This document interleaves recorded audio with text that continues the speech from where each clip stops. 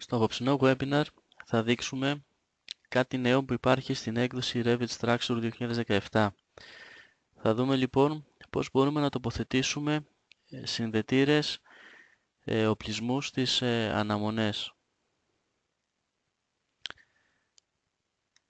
Πάμε να δούμε λοιπόν πώς γίνεται αυτό.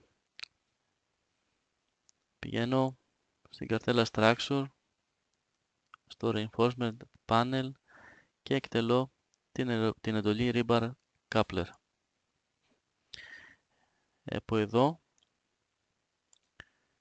μπορώ να επιλέξω τον τύπο του συνδετήρα. Έχει να κάνει και με τις διαδομές των οπλισμών. Για την περίπτωση που θέλω είναι ο συγκεκριμένος τύπος.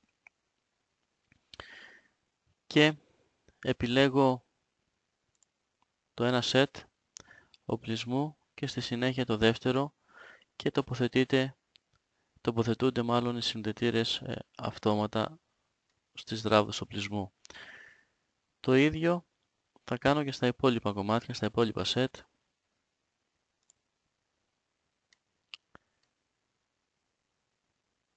Και επίσης εδώ και εδώ. Και με αυτόν τον τρόπο μπορούμε να ενώσουμε τον οπλισμό στα δοκάρια και οπουδήποτε αλλού χρειάζεται.